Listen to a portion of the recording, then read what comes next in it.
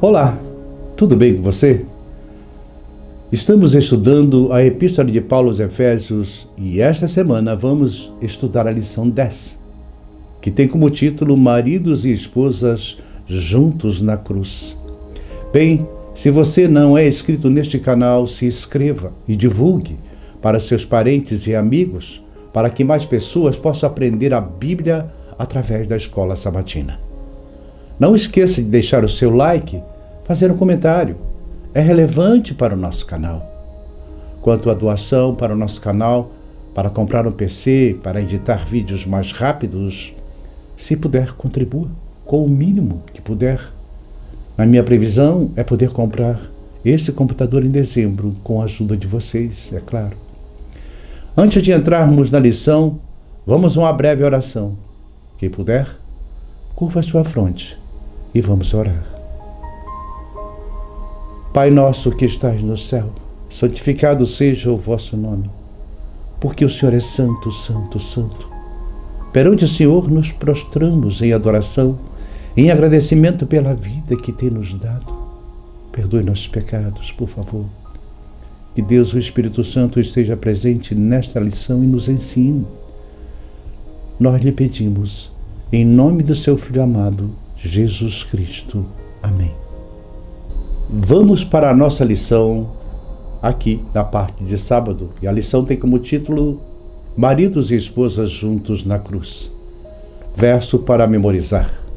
Maridos, que cada um de vocês ame sua esposa, como também Cristo amou a igreja e se entregou por ela, para que a santificasse, tendo-a purificada por meio da lavagem de água pela palavra, para apresentar a si mesmo a igreja gloriosa, sem mancha, nem ruga, nem coisa semelhante, porém santa e sem defeito. Efésios 5, 22 a 27. O tema da unidade percorre a epístola aos Efésios como um fio de ouro. A unidade se aplica não apenas à relação entre judeus e gentios na igreja, Efésios 2. Ao longo da epístola, Paulo discute como a unidade é produzida pelo Deus triuno, pela salvação, pelo batismo, pela fé, pelos dons espirituais, pela presença do Espírito Santo em nós, pela transformação do nosso modo de vida de acordo com o padrão de Cristo e pela sabedoria cristã. Finalmente, para Paulo, a unidade em todos os seus aspectos só é possível em Cristo. Vamos aos temas da lição. Esse estudo se concentra em 3 temas principais. Primeiro, a unidade no relacionamento entre marido e esposa. Segundo, a unidade pela qual a família mantém sua unidade e estar no Senhor, que significa que seus membros se submetam uns aos outros, conforme designado por Deus na criação, e como foi confirmado pelo amor sacrificial de Jesus. Terceiro, uma família que está no Senhor não deveria experimentar abusos, adultério ou violência, pois do Senhor, marido e esposa aprendem a se respeitar e amar. Em nosso esboço resumido semana passada, iniciamos o estudo no capítulo 5, 1 a 20. O código ético e moral da nova aliança, o vocabulário do cristão. Hoje iremos estudar Efésios 5, 22 a 33. Qual é o relacionamento do novo homem no casamento? Como a mulher trata o marido? Como o marido trata a sua esposa? Com isso, vamos então para a parte de domingo. Conselho para esposas cristãs. Pergunta 1. O que Paulo quis dizer ao exortar os membros da igreja a se submeterem uns aos outros? Como entender o conceito de Efésios 5, 21? A resposta: devemos nos submeter uns aos outros como Cristo, sendo servos. Em Efésios capítulo 5, verso 21. Sujeitai-vos uns aos outros no temor de Cristo. O que Paulo quis dizer ao exortar os membros da igreja a se submeterem uns aos outros? Como entender este conceito? Embora este princípio geral de conduta possa ser relacionado com os pensamentos acima, ele naturalmente leva à próxima passagem, onde recebe a aplicação específica. Submissão, humildade e sujeição são características essenciais do crente. O eu deve diminuir diante de Deus e de seus semelhantes. Quando entramos nos versos 21 a 33, Paulo nos apresenta o conceito do amor do marido, da esposa, da igreja, exaltando o amor de Jesus Cristo por nós. E a igreja purificada, pura e sem manchas. Vamos aos versos 22 a 25. As mulheres sejam submissas ao seu próprio marido, como ao Senhor.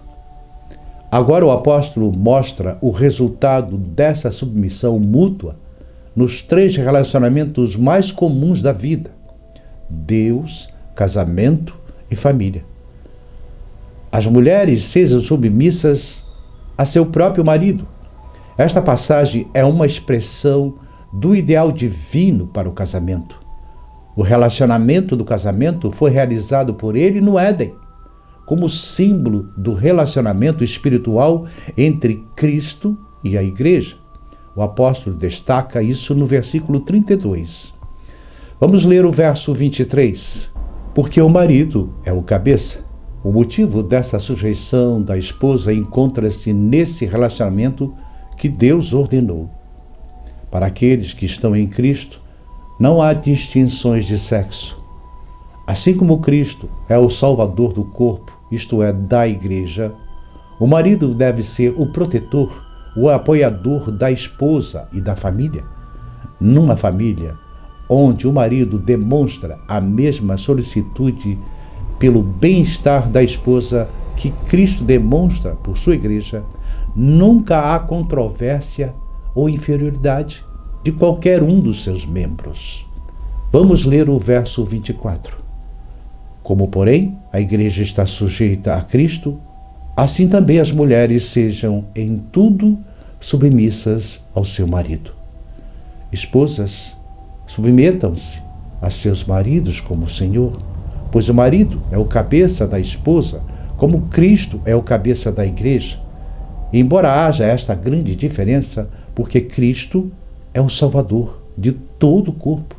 Veja o que diz Ellen G. White no Espírito de Profecia.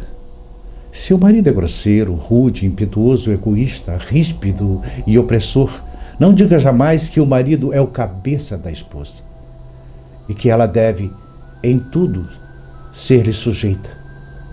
Pois ele não é o Senhor, nem é o marido no verdadeiro significado do termo. Vamos então para a lição de segunda-feira. A igreja como noiva de Cristo, parte 1.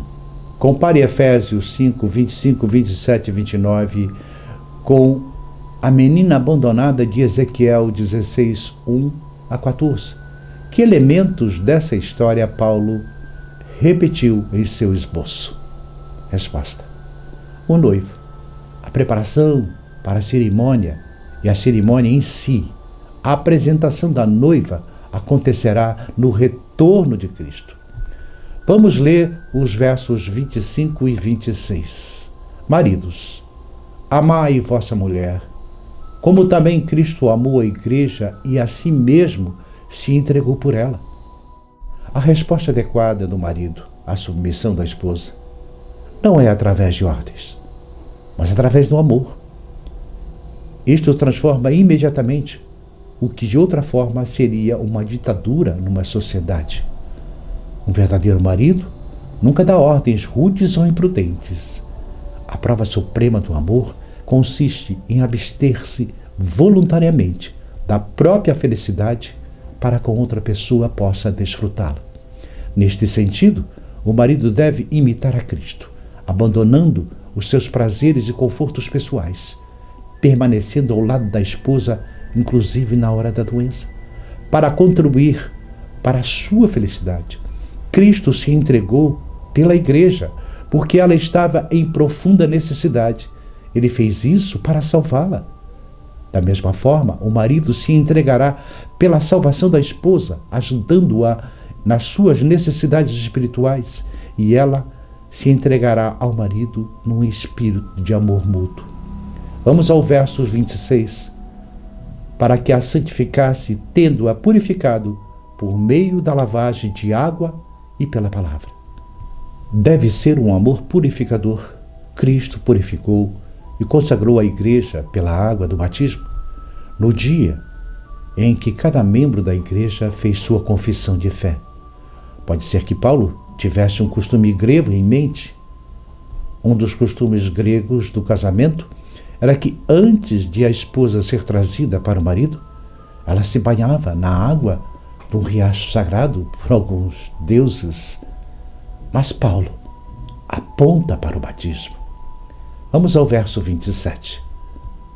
Para apresentar a si mesmo igreja gloriosa, sem mácula, nem ruga, nem coisa semelhante, porém santa e sem defeito. Paulo está pensando sobre o batismo.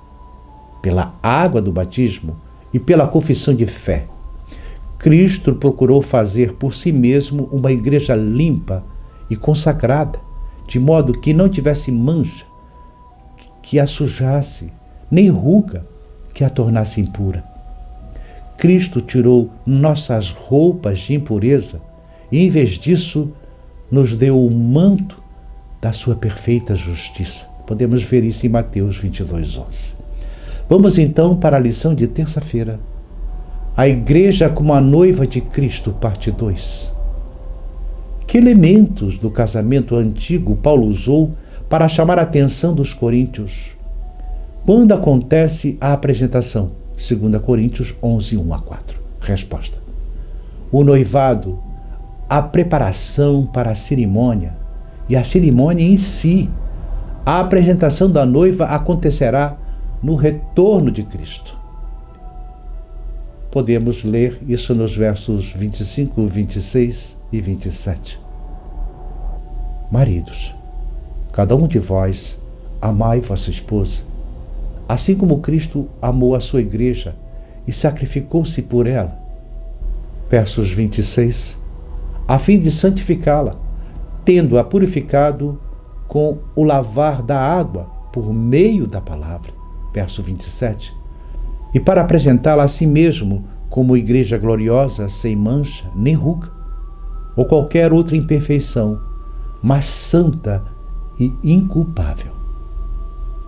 Paulo fala que o noivo, Cristo, se entregou como dote pela noiva.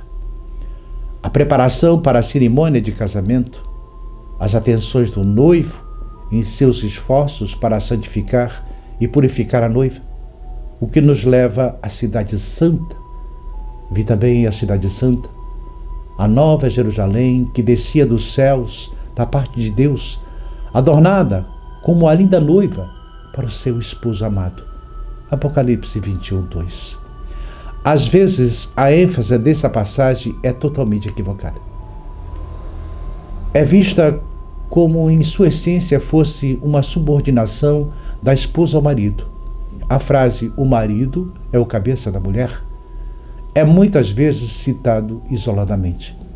Mas a base da passagem não é domínio, mas amor.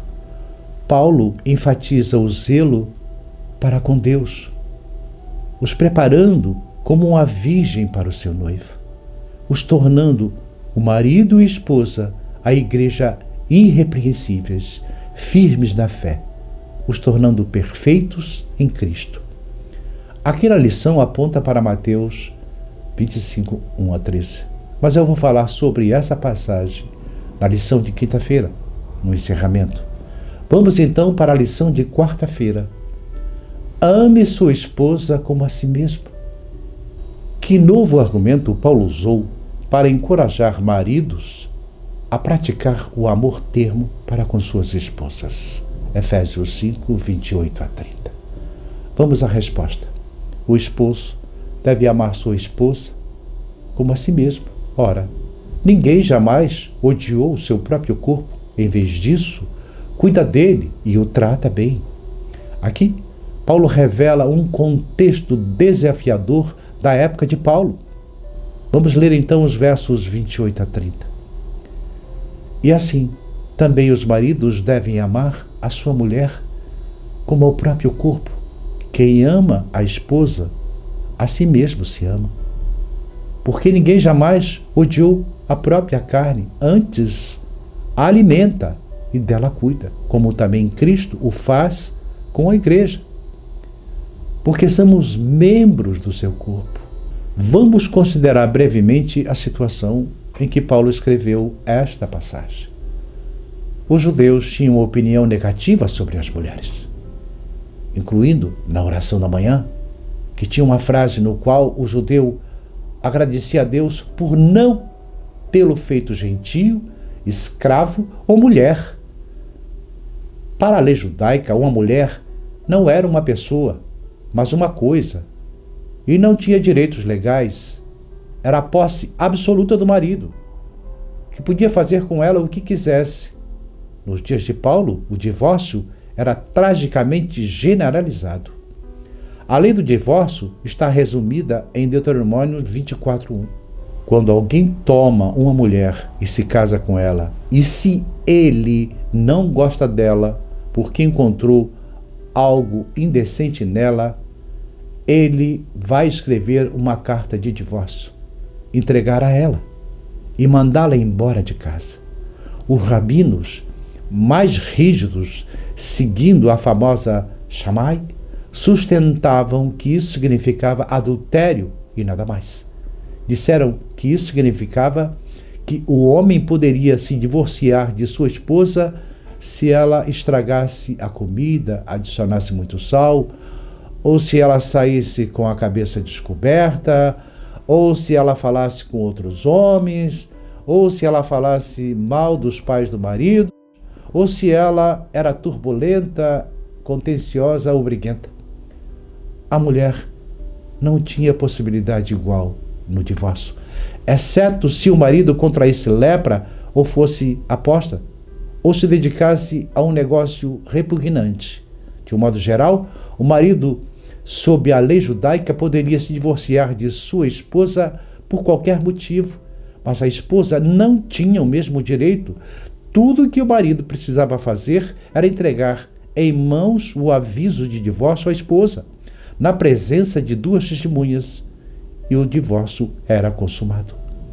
No tempo de Cristo, o vínculo matrimonial estava em perigo, até mesmo entre os judeus, a tal ponto que a própria instituição do casamento estava ameaçada, porque as jovens judias se recusavam a se casar, visto que sua posição como esposa era muito incerta.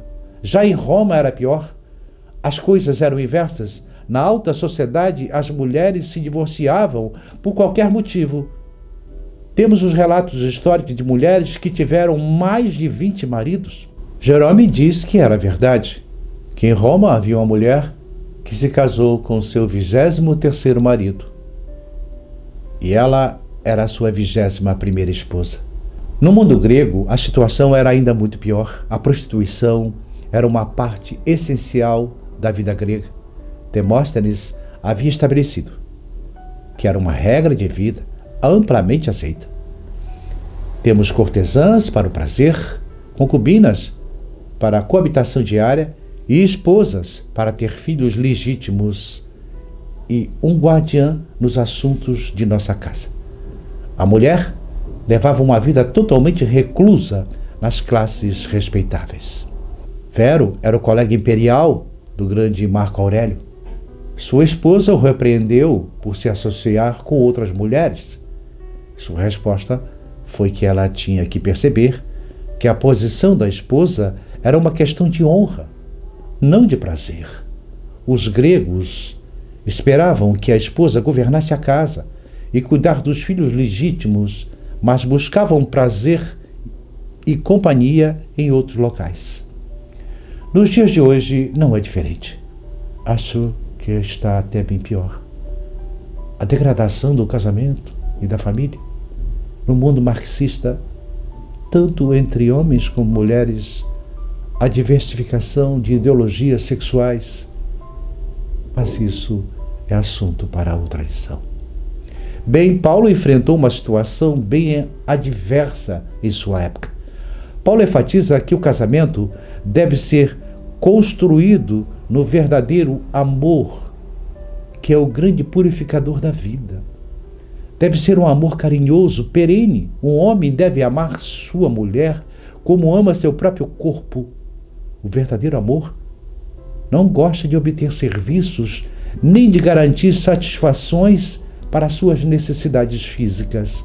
Preocupa-se com a esposa amada. Há algo que não está certo. Quando o homem considera para a sua esposa, consciente ou inconscientemente, simplesmente como aquela que o serve para os seus prazeres, como cozinhar para ele, lavar suas roupas, limpar a casa, cuidar dos filhos, isso é inconcebível. Vamos então para a lição de quinta-feira. Uma só carne, o modelo para o casamento. Estude o relato da criação de Gênesis 22, 15 a 25. O que ocorre na história antes da declaração de que o marido e a mulher são uma só carne? Gênesis 22, 24. Resposta. Adão recebeu a responsabilidade de cuidar do jardim e dar nome aos animais.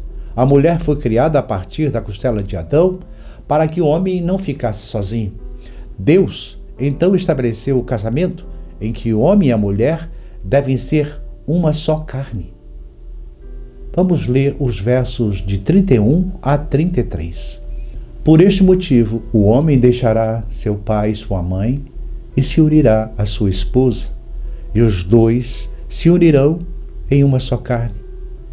Este é um mistério grandioso. Refiro-me, contudo, à união entre Cristo e a Igreja. Portanto, cada um de vós amai a sua esposa como a si mesmo, e a esposa trate o marido com todo respeito. É um amor inquebrantável. Por este amor, o homem deixa seu pai e sua mãe e se une à sua mulher. Ambos se tornam uma só carne. Ele está unido a ela, como os membros do corpo estão unidos entre si. E separar-se dela seria para ele como rasgar os membros do seu próprio corpo. Aqui temos, sem dúvida, um ideal para a época de hoje, em que se muda ou se troca de cônjuge com a mesma facilidade com que se troca de roupa. Todo relacionamento que é realizado no Senhor, no lar cristão, Jesus é o convidado. E Ele está sempre presente, ainda que invisível aos nossos olhos. Em um casamento cristão, não há duas pessoas somente envolvidas, mas três. E a terceira pessoa é Jesus Cristo.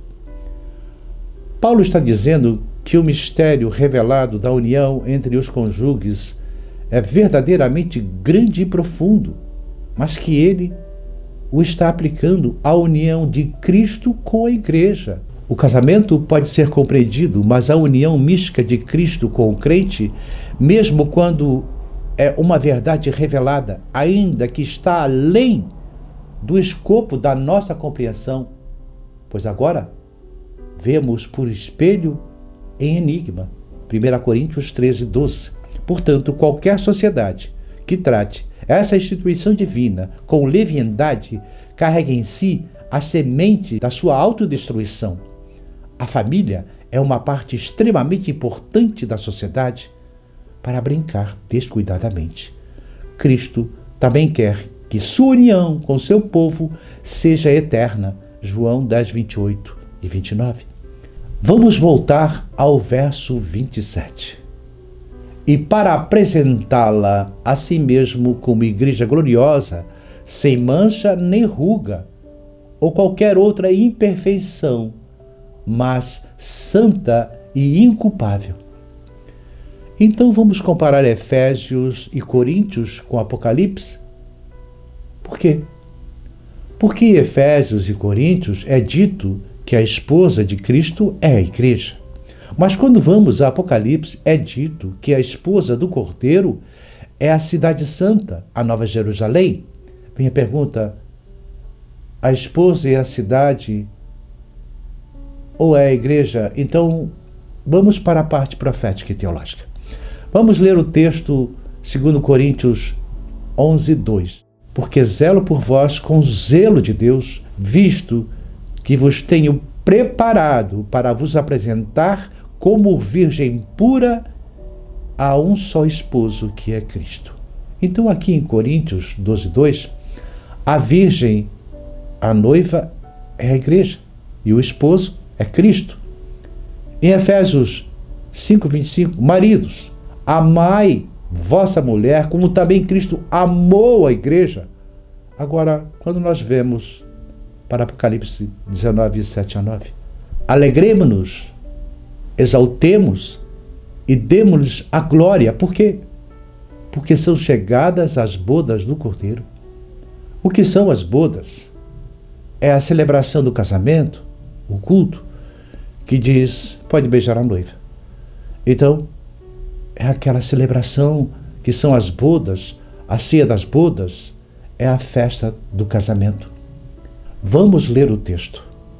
São chegadas as bodas do Cordeiro, cuja esposa a si mesmo já se ataviou, pois lhe foi dado vestir-se de linho finíssimo, resplandecente e puro, porque o linho finíssimo são os atos de justiça dos santos. Então me falou o anjo, escreve, bem-aventurados aqueles que são chamados à ceia das bodas do Cordeiro. Então aqui fala do casamento e a festa do casamento.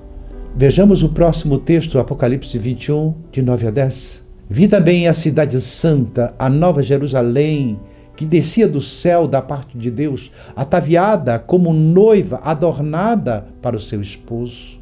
Verso 9. Então veio um dos 7 anjos que tem as 7 taças cheias dos últimos 7 flagelos e falou comigo, dizendo: vem, mostrar-te-ei a noiva, a esposa do Cordeiro. E me transportou em espírito até uma grande e elevada montanha e me mostrou a santa cidade de Jerusalém, que descia dos céus da parte de Deus. Então, quem é a noiva do Cordeiro? É a cidade, a nova Jerusalém. Apocalipse diz que é. Ou é a igreja? Coríntios e Efésios diz que a igreja é a esposa. Então nós precisamos harmonizar esses textos. Jesus contava a história de casamento, a parábola das 10 virgens, uma história de um casamento, o rei que convidou as pessoas para a festa de casamento. Então o reino dos céus é como uma festa de casamento. Veja bem, nós lemos em Apocalipse que temos a noiva do Cordeiro, em Efésios, Cristo e a igreja como um casamento. Precisamos saber harmonizar os textos. Isso faz parte da doutrina do santuário, do juízo investigativo. A doutrina do santuário tem várias peças, então vejamos, todas as demais denominações acreditavam que a cerimônia do casamento, as bodas ocorreriam na ocasião da volta de Jesus. Era o que as denominações em geral acreditavam. Então o adventismo do século XIX estuda a Bíblia e chega à conclusão que esses versos nos levam a outra conclusão quando encaixamos devidamente parábolas de Jesus sobre casamento, Apocalipse, Efésios e Coríntios. Esses textos aqui nos mostram que a celebração do casamento ocorrerá no céu, quando Jesus receber a nova Jerusalém, porque a nova Jerusalém é a noiva. A festa de casamento, que é a ceia das bodas, será no final dos 1000 anos, quando terminar o juízo. Os pioneiros conseguiram encaixar essas peças. Você pode ler essa explicação no livro O Grande Conflito, capítulos 22 e 24. Então vamos entender que a noiva é quem? A noiva é o reino. A noiva do Cordeiro é o reino. Quais são os elementos de um reino? Primeiro é o rei. O reino tem o território, a capital, os seus súditos.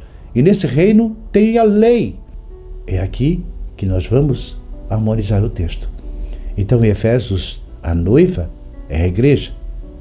Em Apocalipse, a noiva é a cidade.